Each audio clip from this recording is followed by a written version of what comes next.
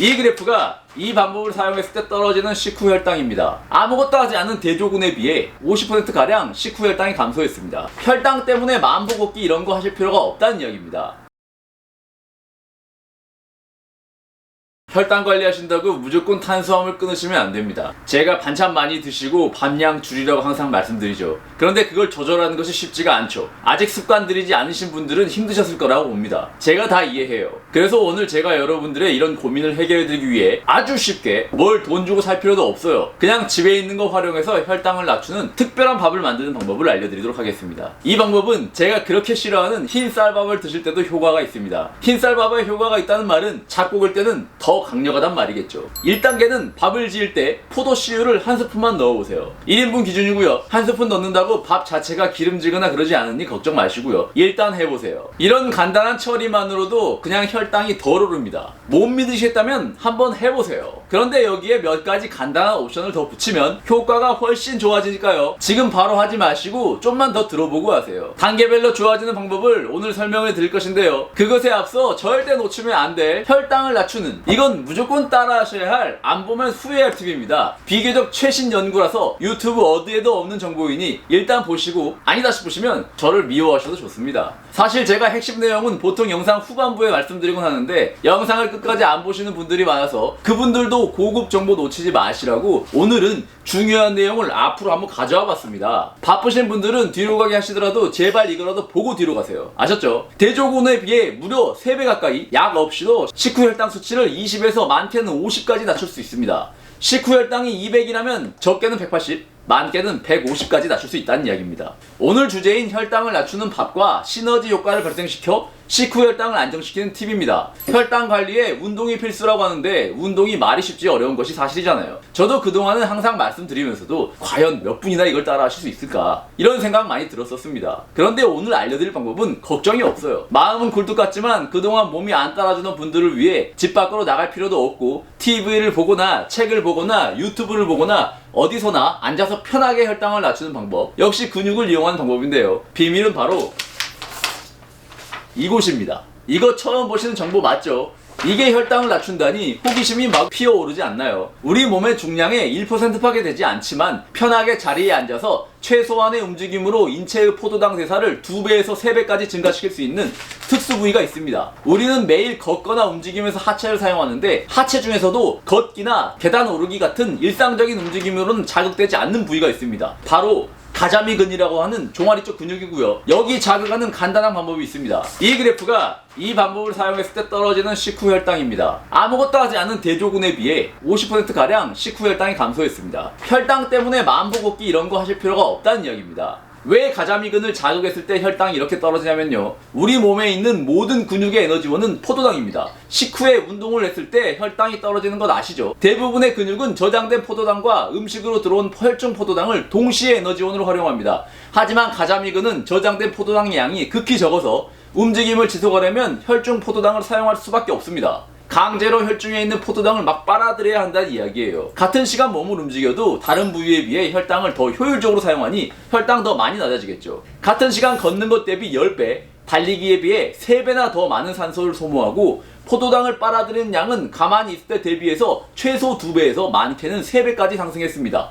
그렇다면 구체적으로 어떻게 종아리 쪽 근육을 사용하는지 알려드리겠습니다. 바쁘신 분들도 여기까지 보셨으면 이것만은 꼭 보세요. 의자에 앉으셔서 다리를 바닥에 붙이시고요. 발 앞꿈치는 붙이시고 발 뒤꿈치를 들이 올리셨다 내리시고 들이 올렸다 내리시고, 이거 반복하시면 됩니다. 자리에 편히 앉으시면서 TV를 보시면서 해도 되고 책을 보면서 해도 되고 유튜브 보면서 해도 됩니다. 틈만 나면 하세요.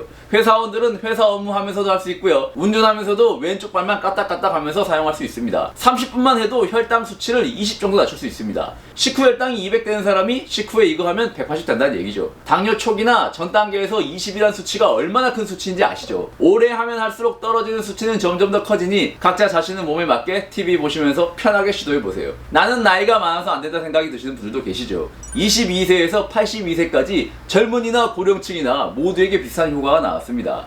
여기까지 보시고 일단 말도 안 된다고 생각하시는 분들은 저랑 내기를 하셔도 좋습니다. 단 내기를 하시려면 일단 해보셔야겠죠. 이렇게 단 한 분이라도 더 건강한 길로 갈 수 있도록 오징어 약사 열심히 노력하고 있습니다. 구독, 좋아요, 알림 설정 감사드립니다. 중요한 이야기 먼저 해드렸고요. 들어보니 이거 진짜 중요한 고급 정보라는 생각이 드시죠? 건강 유튜브를 챙겨보시는 분들을 두 그룹으로 나눌 수 있습니다. 방금 제가 알려드린 내용을 들으면서 그 자리에서 바로 몸을 이렇게 움직여보면서 따라해보신 분들과 그냥 고개만 끄덕끄덕거리고 언젠가 생각나면 해봐야지 라고 생각만 하신 분들, 여러분들은 어떤 쪽이신가요? 첫 번째에 속하신 분들이라면 적극적이신 분들이니 걱정이 없습니다. 하지만 두 번째, 생각만 하신 분들도 괜찮습니다. 그냥 생각만 하신 분들은 신중하게 행동하는 분들이시니 지금부터 나올 혈당 낮추는 밤 이야기를 잘 들어보시고 말이 된다 싶으시면 이것부터 따라 하시면 됩니다. 이제 다시 혈당 낮추는 밤 이야기로 돌아가 보겠습니다. 특히 두 번째, 생각만 하신 분들은 지금부터 나올 이야기 잘 들어주세요. 백미와 현미, 흑미 안에 포함된 탄수화물 함량입니다. 혈당을 높이는 것은 탄수화물이죠. 그런데 신기한 것이 백미보다 현미랑 흑미가 탄수화물 함량이 더 높습니다. 이거 아셨어요? 사실 이런 구체적인 수치는 모르셔도 상관없는데 꼭 아셔야 할 내용은 바로 이겁니다. 탄수화물은 포도당이 여러 분자가 뭉쳐서 만들어진 큰 집합이고요. 이게 잘게 쪼개져서 가장 작은 단위인 포도당으로 분해가 되어야 비로소 몸으로 흡수되어 혈당을 높입니다. 현미처럼 백미보다 탄수화물 양이 많아도 잘게 쪼개지지 않으면 흡수가 안 되고, 흡수가 안 되면 혈당을 높일 수가 없습니다. 핵심 원리는 우리가 섭취하는 탄수화물을 분해가 덜 되게 만드는 것입니다. 현미와 흑미 같은 잡곡은 그 자체로도 분해가 안 되는 식이섬유 비중이 높아 몸으로 흡수되어도 혈당을 덜 높입니다. 그런데 우리는 이걸 업그레이드해서 간단한 처치만으로도 흡수가 안 되는 비율을 더 높이는 방법을 시도할 것입니다. 첫 번째로 알려드렸던 밥 지을 때 포도씨유 넣으라고 말씀드린 것도 이 원리를 적용한 것입니다. 쌀과 기름이 닿은 부위는 밥을 짓는 과정에 발생한 높은 열과 압력으로 인해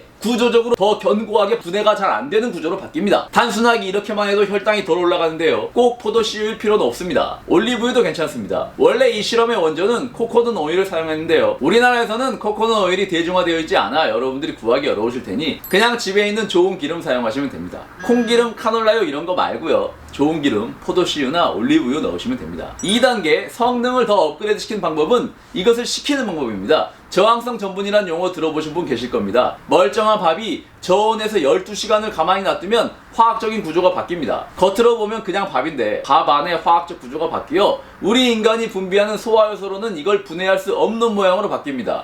분해할 수 없으면 흡수될 수도 없겠죠. 흡수할 수 없으면 혈당을 높일 수도 없습니다.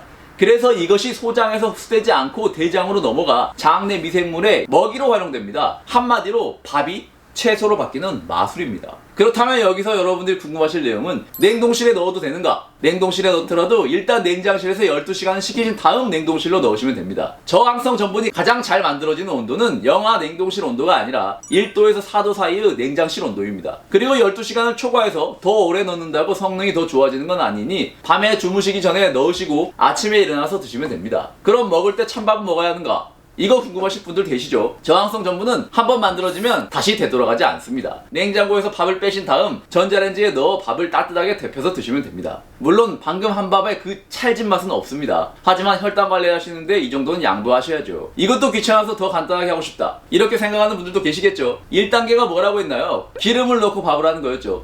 2단계는 그 밥을 냉장고에서 하룻밤 숙성시킨다고 했어요. 1단계, 2단계가 모두 밥의 화학적 구조를 변성시키긴 하지만 번거로우니 둘 중 하나만 하고 싶다. 그럼 효과가 더 좋은 것은 냉장고에 숙성시키는 것입니다. 기름을 넣고 밥을 하지 않아도 숙성만 제대로 해도 혈당이 덜 올라가는 효과를 얻을 수 있습니다. 그리고 이것을 잡곡을 활용해서 하면 더 좋겠죠. 쌀밥으로 이렇게 해도 혈당이 그냥 쌀밥보단 덜 올라가고요. 잡곡으로 이렇게 해도 혈당이 일반 잡곡보다 덜 올라갑니다. 빵이나 떡이나 면도 다 마찬가지입니다. 맛은 좀 떨어져도 혈당 관리하시는 분들이 탄수화물 드실 때는 반드시 이렇게 하세요. 제가 알려드린 혈당 낮추는 팁들이 점점 완성되어 가고 있습니다. 다른 방식들은 다 돌려가면서 하셔도 되는데 밥 드시는 것은 앞으로 이걸로 고정하시면 됩니다. 자, 총정리해드릴게요. 혈당 관리하는 사람의 식사법, 그동안 여러가지 알려드렸어요. 식사 15분에서 30분 전에 미리 올리브유나 단백질, 달걀 같은 거 드시고 본식사 하시는 거, 이 방법 있었죠. 토마토나 치즈 같은 거 드시는 방법도 있었어요. 그리고 본식사도 반찬 먼저 하시고 밥 드시는 거 설명드렸죠. 그리고 이럴 때 드시는 밥으로 냉장고에서 12시간 숙성시킨 저항성 전분을 활용하시라는 이야기입니다. 오늘 내용 중요하니까요. 혈당 관리하는 친구, 가족, 동료에게 이 영상 공유해주세요. 여러분들이 공유해주시면 더 많은 사람들이 건강한 식습관과 생활습관으로 지금보다 더 건강해질 수 있습니다. 그럼 다음 시간에 더 건강해져서 만나요.